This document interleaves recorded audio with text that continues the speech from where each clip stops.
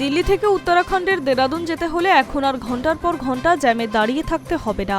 সব ঠিকঠাক থাকলে খুব শীঘ্রই জনসাধারণের জন্য খুলে দেওয়া হচ্ছে 210 কিলোমিটারের দীর্ঘ দিল্লি থেকে দেরাদুনের গ্রিনফিল্ড এক্সপ্রেসওয়ে। বর্তমানে এই পথ অতিক্রম করতে প্রায় 6 থেকে 7 ঘন্টা সময় লাগে।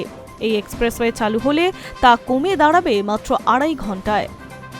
জাতীয় সড়ক কর্তৃপক্ষ প্রায় 11,970 কোটি টাকা ব্যয়ে এই অত্যাধুনিক রাস্তাটি তৈরি করছে। দিল্লির অক্ষরধাম মন্দির সংলগ্ন এলাকা থেকে এই পথ শুরু হয়ে যাচ্ছে। রাস্তার একটি বড় অংশ উড়ালপুলের মতো তৈরি করা হয়েছে, যাতে স্থানীয় যানজট এড়িয়ে দ্রুত গতিতে গাড়ি চালানো যায়। দিল্লি থেকে উত্তরপ্রদেশের বাগপত, শামলি, মুজফ্ফরনগর, সাহারানপুর হয়ে এই রাস্তা সরাসরি উত্তরাখণ্ডে প্রবেশ করবে। যাত্রীরা কি সুবিধা পাবেন? লোনির কাছে প্রথমে টোল প্লাজায় অ্যাম্বুলেন্স ও হাইওয়ে পেট্রোলিংয়ের ব্যবস্থা থাকবে। যে কোনো বিপদে 1033 নম্বরে ফোন করলেই সাহায্য পাওয়া যাবে।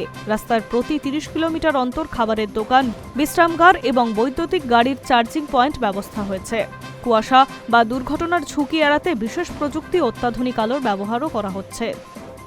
এই এক্সপ্রেসওয়ের একটি বড় বিশেষত্ব হল এর পরিবেশ বান্ধব নকশা। রাস্তাটি শিবালিক পর্বতমালা ও রাজাজি ন্যাশনাল পার্কের মতো বনাঞ্চলের ওপর দিয়ে গিয়েছে। বন্যপ্রাণীদের যাতায়াত যাতে কোনো বাধা না আসে সেই জন্য বিশাল এলাকা জুড়ে উড়ালপথ তৈরি করা হয়েছে।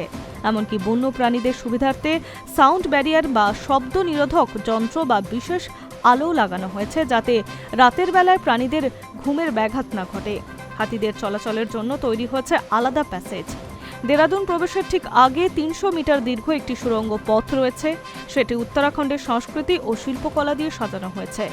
সূত্রের খবর, রাস্তার ট্রায়াল রান ইতিমধ্যেই সফলভাবে সম্পন্ন হয়েছে। কিছু কাজ বাকি রয়েছে, সেটা হলেই উদ্বোধনের দিনক্ষণ ঘোষণা করা হবে। এই পথ চালু শুধু পর্যটন নয়, ব্যবসা বাণিজ্যের ক্ষেত্রেও বিপ্লব আসতে চলেছে।